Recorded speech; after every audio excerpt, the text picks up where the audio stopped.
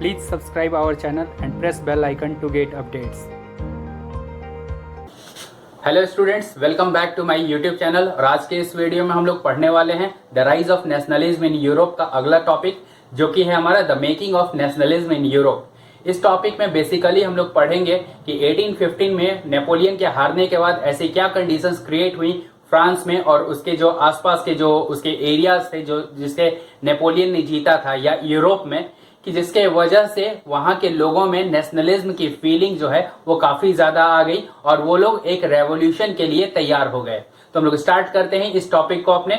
इसमें क्या हुआ था कि जैसा कि हम लोगों ने ऑलरेडी पढ़ रखा है पहले, कि अगर हम लोग आजकल के यूरोप के मैप को देखें तो इसमें हम लोग पाते हैं कि बहुत सारे नेशन स्टेट्स हैं अलग अलग, या फिर बहुत सारे अलग अलग कंट्रीज हैं, जैसे कि इटली है, फ्रांस है, जर्मनी है एंड ऑल। ये सारी कंट्रीज अलग अलग हैं। लेकिन एक समय ऐसा था कि ये सारे कंट्रीज जो हैं वो एक नेशन स्टेट की तरह नहीं थे। यानी ये जो पूरा यूरोप है वो मोनार्कीज में और डिफरेंट डिफरेंट किंगडम्स में डिवाइडेड था। तो हम लोग देखते हैं इसमें आगे कि जैसे कि जर्मनी, इटली, स्विट्जरलैंड, अगर ये सारे एरियाज के बारे में हम लोग बात करें तो ये सारे एरिया जो थे वो डिफरेंट डिफरेंट किंगडम्स, डचेज और कैंटन्स में डिवाइडेड थे। और इनके जो रूलर्स थे उनका अपना एक ऑटोनॉमस टेरिटरी था। यानी उस ऑटोनॉमस टेरिटरी में सिर्फ उस किंगडम के जो रूलर थे उनका रूल चलता था और पब्लिक के पास कोई किसी भी तरह का कोई राइट्स नहीं था।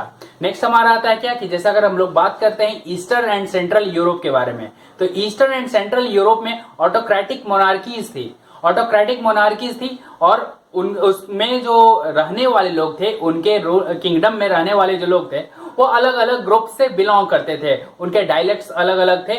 डायलेक्ट्स मतलब लैंग्वेजेस जो हैं वो अलग थे। उनके जो कल्चर है वो भी अलग था।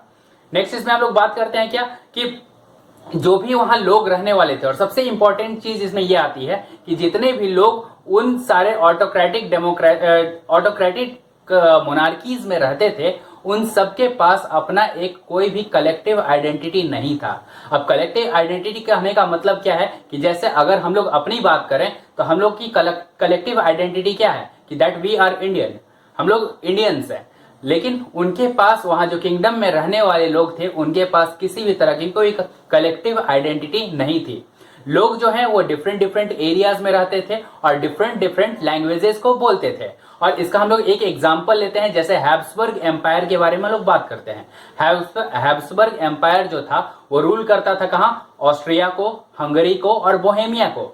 और जब हम लोग अगर बात करते हैं कि इसमें रहने वाले जो लोग थे वो लैंग्वेजेस कौन कौन से यूज करते थे, तो हंगरी के बारे में अगर जैसे हम लोग बात करें तो उसकी आधी पॉपुलेशन जो थी वो मैग्यार नाम की एक लैंग्वेज जो थी वो बोलती थी। और उसकी जो रिमेनिंग आधी पॉपुलेशन थी वो क्या है, वो अलग अलग तरह के जो डायलेक्ट थे या भाषाएं थी या लैंग्वेज जो थे उनको वो लोग यूज करते थे।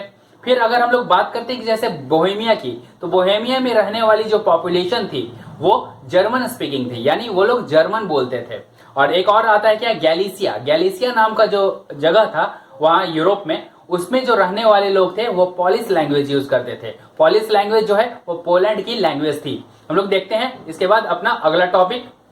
हमारा अगला टॉपिक है the aristocracy and the new middle class. इस टॉपिक में बेसिकली हम लोग डिस्कस करेंगे यूरोप के सोसाइटीज के बारे में। सबसे पहले हम लोग इसमें बात करते हैं एरिस्टोक्रेसी किसे कहते हैं। एरिस्टोक्रेट्स जो थे वैसे लोगों को बोला जाता था कि जो कि समाज के सबसे हाईएस्ट क्लास के लोग थे, यानी जो सोसाइटी के जो सबसे ऊंचे क्लास के या हाईएस्ट क्लास के जो लोग थे उन्हें एरिस्टोक्रेट्स कहा जाता था। और इनका जो स्टेटस था वो सोशली एंड पॉलिटिकली काफी ज्यादा स्ट्रांग था। यानी ये लोग डोमिनेट करते थे सोशली एंड पॉलिटिकली पूरे यूरोप को।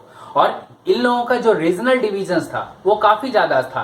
यानी ये सारे लोग जो थे वो यूरोप के अलग अलग पार्ट्स में एस्टेब्लिश थे, लेकिन ये सारे लोग एक कॉमन वे में यूनाइटेड थे।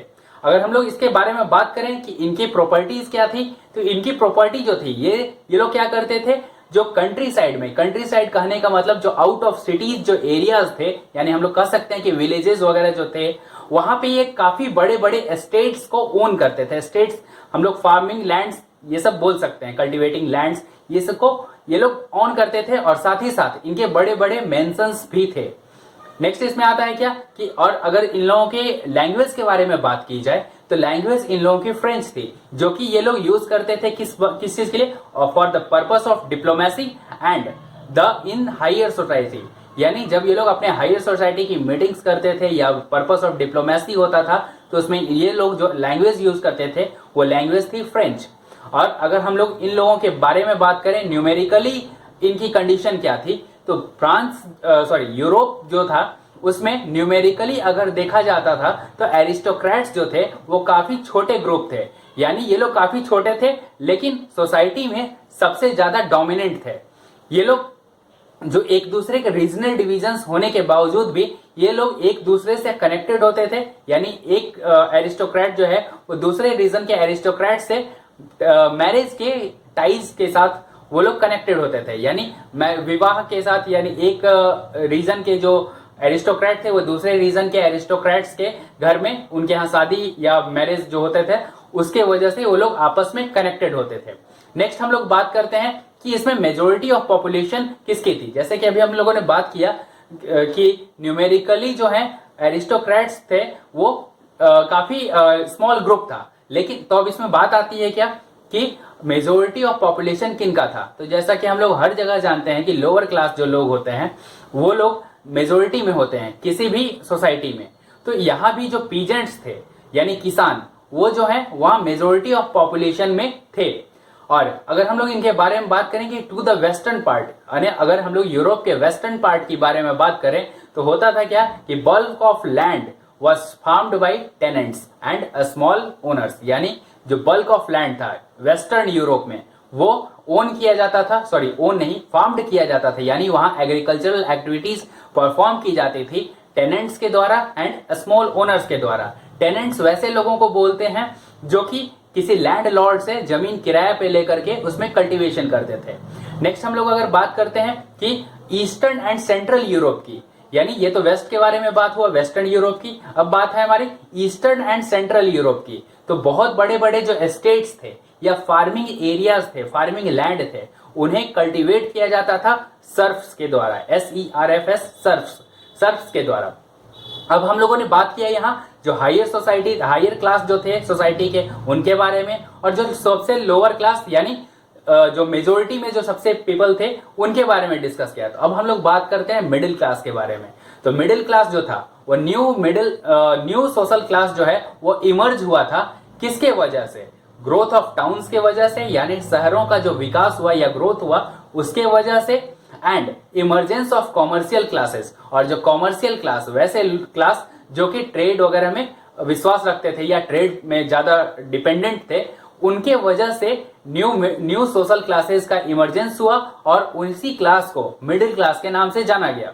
और ये लोग जो मिडिल क्लास के लोग होते थे वो एजुकेटेड लिबरल होते थे। एजुकेटेड लिबरल कहने का मतलब वो काफी एजुकेटेड होते थे, एंड लिबरल कहने का मतलब क्या है कि वो लोग राइट्स चाहते थे। यानी वहां का जो एरिस्टोक्रेट था, ऑटोनोमस रूल था किंग का, उसमें ये लोग लिबरलिज्म की डिमांड करते थे।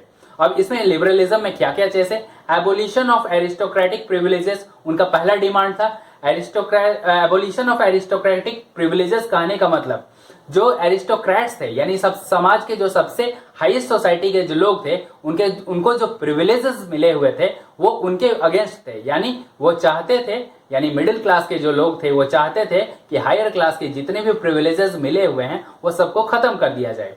नेक्स्ट क्या था? Ideas of national unity. इनका आइडिया था क्या? नेशनल यूनिटी का, यानी नेशन स्टेट के रूप में ये लोग कलेक्टिव आइडेंटिटी चाहते थे।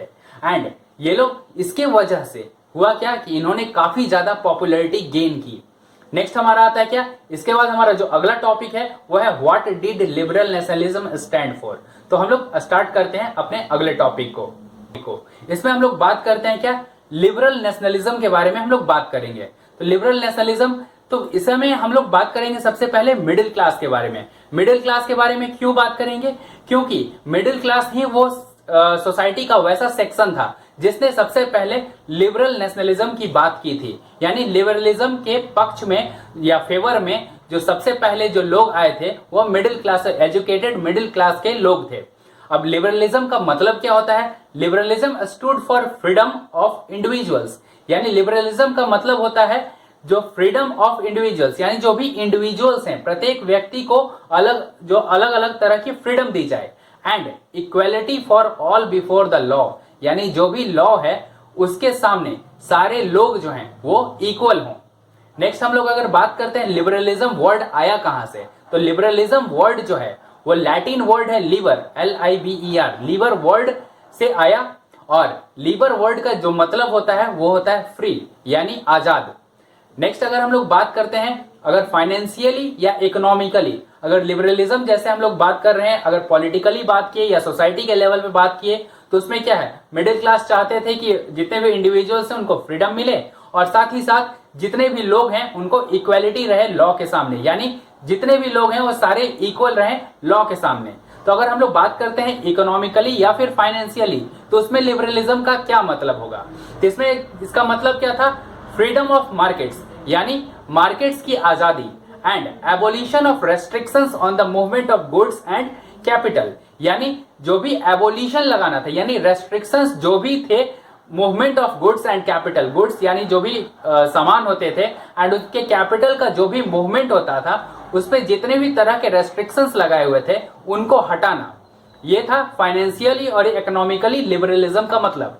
अगर हम लोग बात करते हैं पॉलिटिकल लिबरलिज्म का क्या मतलब था, तो पॉलिटिकली लिबरलिज्म का इनडायरेक्टली मतलब हम लोग कह सकते हैं कि वो लोग डेमोक्रेटिक गवर्नमेंट या फिर कॉन्स्टिट्यूशनल मोनार्की की डिमांड कर रहे थे, यानी वो लोग किंग के पावर को कम करना चाहते थे।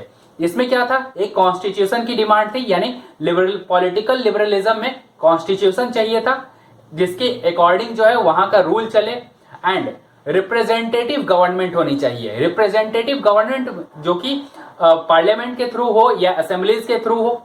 नेक्स्ट अगर हम लोग बात करें और क्या चाहिए था वहां लोगों को, जैसे अगर रिप्रेजेंटेटिव गवर्नमेंट है तो रिप्रेजेंटेटिव को इलेक्ट करने के लिए क्या हो गया, राइट टू वोट भी चाहिए, तो लोगों को राइट टू वोट भी पॉलिटिकल लिबरलिज्म में चाहिए था।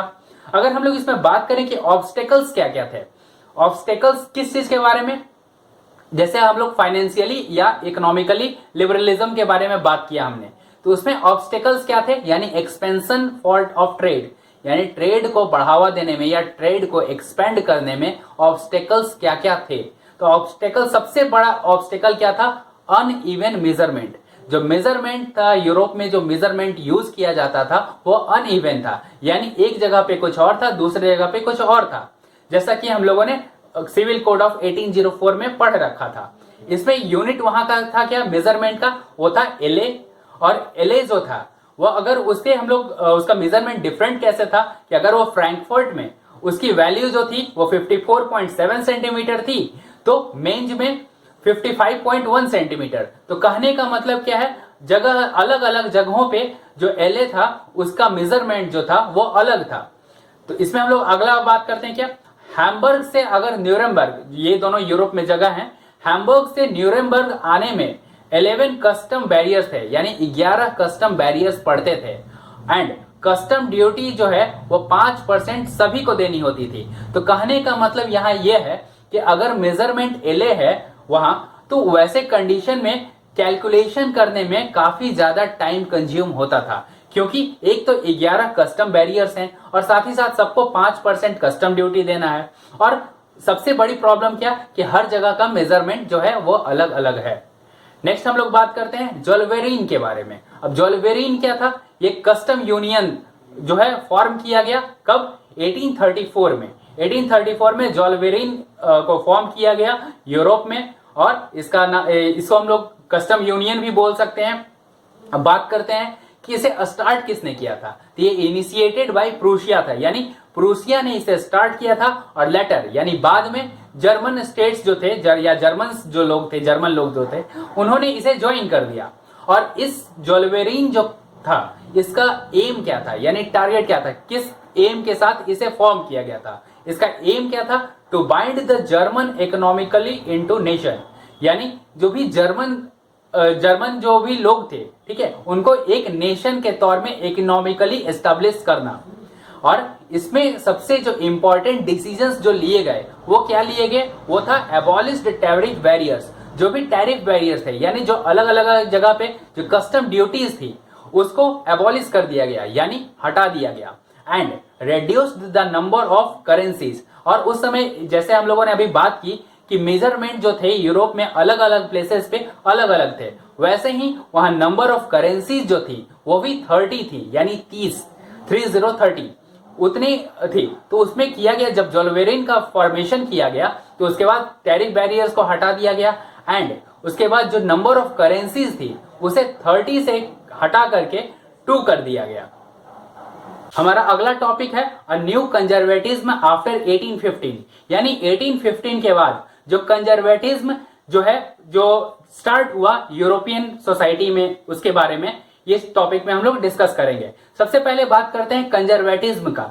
कंजर्वेटिज्म वैसी फिलॉसफी है जिसमें जो लोग उससे जो जुड़े हुए होते हैं वो अपने ट्रेडिशनल वैल्यूज को सबसे ज्यादा इंपॉर्टेंस देते हैं, उससे कमिटेड होते हैं और वो लोग क्विक चेंज की जगह पे ग्रेजुअल डेवलपमेंट पर ज्यादा जोर देते हैं या ग्रेजुअल डेवलपमेंट को ज्यादा प्रीफर करते हैं। नेपोलियन के हारने के बाद 1850 में, यानी 1815 में जब नेपोलियन हार गया, उसके बाद यूरोपियन गवर्नमेंट जो थी उसने एक नया कंजर्वेटिज्म, स्पिरिट ऑफ कंजर्वेटिज्म को डेवलप किया। यानी वो लोग चाहते थे कि कंजर्वेटिज्म जो है उसी के थ्रू सोसाइटी पे रूल किया जाए या सोसाइटी को आगे बढ़ाया जाए। कंजर्वेटिव्स इसमें बिलीव क्या करते थे?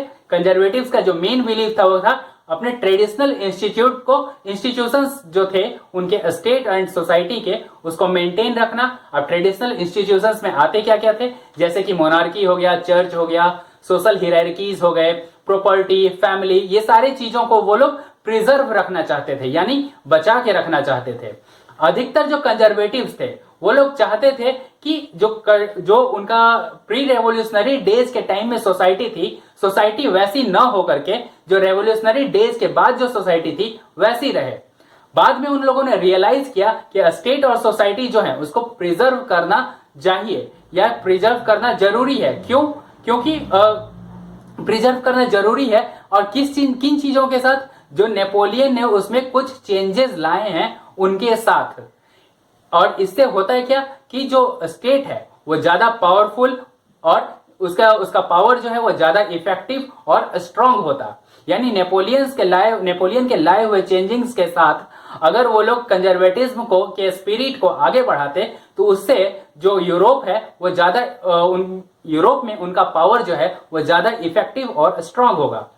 और उसके बाद क्या होता है, 1815 में यूरोपियन पावर्स जिसमें थे हमारा ब्रिटेन था, रशिया, ऑस्ट्रिया, प्रूसिया, ये सारे नेशंस ने या ये सारे मोनार्कीज ने मिल करके 1815 में वाटरलू में नेपोलियन को हराया था। और ये लोग वियना नाम की जगह पे इकट्ठा हुए। किस बात के लिए? सेटलमेंट ऑफ यूरोप, यानी यूरोप के सेटलमेंट के लिए। यानी बेसिकली नेपोलियन एंड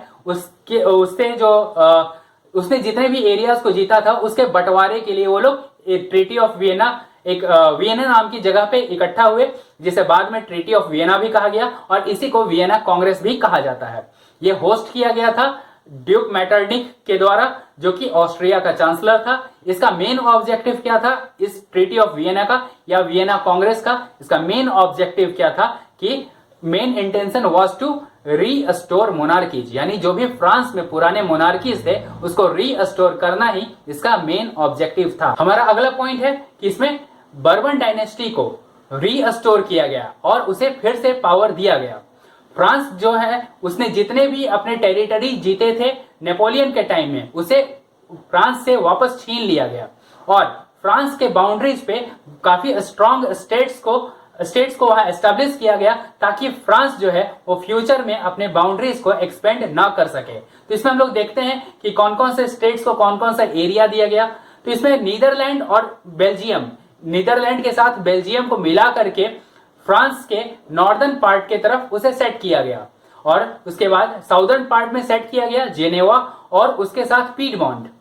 प्रूसिया को सेट किया गया वेस्टर्न फ्रंटियर्स पे, ऑस्ट्रिया नॉर्दर्न इटली पे, जर्मन कॉन्फेडरेशन जो थे 39 स्टेट्स के, उसे जैसे नेपोलियन ने बनाया था उसे वैसे ही छोड़ दिया गया, उसमें कोई चेंजिंग्स नहीं की गई। नेक्स्ट आता है क्या, ईस्टर्न पार्ट में रशिया को कुछ हिस्सा दिया गया पोलैंड का ईस्टर्न पार्ट में एंड प्रूसिया को कुछ हिस्सा दिया गया सैक्सोनी का। नेक्स्ट इसमें आता है क्या कि कंजर्वेटिव रेजिम्स जो 1815 के बाद स्टार्ट हुआ था यूरोप में, इसको वेयर ऑटोक्रेटिक, ये ऑटोक्रेटिक थे ये लोग। और इन लोगों का रूल करने का तरीका या फिर इन लोगों का जो रूलिंग जो सेक्शन था वो था क्या कि ये लोग किसी भी तरह का डिसेंट या क्रिटिसिज्म इसको टॉलरेट नहीं करते थे, यानी वो किसी भी तरह का विरोध ये लोग सहन नहीं करते थे। नेक्स्ट इसमें आता है क्या कि अधिकतर रेजिम्स जो थे उन्हें सेंसरशिप कर दिया गया, सेंसरशिप लॉज उन पर एस्टेब्लिश किया गया। अब सेंसरशिप लॉज किस किस चीज पे, जैसे न्यूज़पेपर्स, वहां मैगजीन्स, प्लेज, सॉन्ग्स, ये सारे चीज को सेंसर कर दिया गया। सेंसर यानी उस पर रोक लगा दी गई। और उसके बाद भी वहां जो फ्रेंच रेवोल्यूशन की जो मेमोरीज थी वहां के लोगों में कंटिन्यू कर रही थी। और लिबरल नेशनलिस्ट जो थे उन्होंने क्या किया, लिबरल नेशनलिस्ट यानी हम लोगों ने अभी पढ़ा था कि जो पिछले टॉपिक में जो मिडिल क्लास एजुकेटेड लोग थे वो लोग लिबरल नेशनलिस्ट कहलाते थे। एंड उन लोगों ने क्रिटिसाइज किया किस चीज को, सेंसरशिप ऑफ प्रेस, यानी जो वहां न्यूज़पेपर्स वगैरह पे जो सेंसरशिप लगाई गई थी या जो रोक लगाई गई थी उसको उन लोगों ने इसका विरोध किया या क्रिटिसाइज किया। इसके बाद हम लोग अपना अगला टॉपिक देखते हैं अभी, द रेवोल्यूशनरीज। देखते हैं इसमें क्या था रेवोल्यूशनरीज के बारे में। फियर ऑफ रिप्रेशन, यानी जैसे कि हम लोगों ने अभी लास्ट टॉपिक में पढ़ा कि ऑटोक्रेट्स जो थे या वहां के जो रूलर्स थे वो लोग अपने विरोध में किसी भी तरह का क्रिटिसिज्म या को बर्दाश्त नहीं करते थे। और इसके वजह से बहुत सारे जो रेवोल्यूशनरीज थे या नेशनलिस्ट थे वो लोग अंडरग्राउंड हो गए। क्यों, रिप्रेशन के डर से, यानी उन्हें ऐसा डर था कि वहां के जो लोग हैं या वहां की जो मोनार्कीज हैं वो उन्हें रिप्रेस कर देंगी। और इसके वजह से 1815 के बाद बहुत सारे नेशनलिस्ट जो हैं वो अंडरग्राउंड हो गए। इसमें बहुत सारे रेवोल्यूशनरी ग्रुप्स जो हैं वो यूरोप के अलग अलग पार्ट्स में एस्टेब्लिश हुए या इमर्ज हुए, जैसे कि इटली में, जर्मनी, फ्रांस, पोलैंड, ये सारे एरियाज में जो है रेवोल्यूशनरी ग्रुप्स जो हैं वो इमर्ज हुए। और वो लोग क्या करते थे, वहां ट्रेन करते थे किसे, रेवोल्यूशनरीज को, या जो नए ज्वाइन करने वाले रेवोल्यूशनरीज थे उन्हें ट्रेनिंग दी जाती थी और अपने आइडियाज को फैलाया जाता था। इसमें मेन था क्या, इनकी जो एक सीक्रेट सोसाइटी थी वहां जिसका नाम था कैर्बोनरी।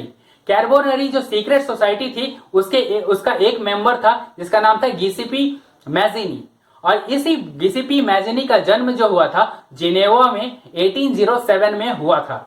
और जब ये गिसिपी मैजिनी जो है वो भी एक तरह का एक रेवोल्यूशनरी था और उसने 2 अंडरग्राउंड सोसाइटीज को एस्टेब्लिश किया था या फिर उसे फाउंड किया था। और फर्स्ट उसका था क्या, यंग इटली, जिसे उसने मर्सेलेस में फाउंड किया था। एंड नेक्स्ट था यंग यूरोप, जिसे उसने बर्ने में फाउंड किया था। और बर्ने जो यंग यूरोप जो उसका रेवोल्यूशनरी ग्रुप था उसके मेंबर्स जो थे वो पोलैंड, फ्रांस, इटली और जर्मनी के लोग थे।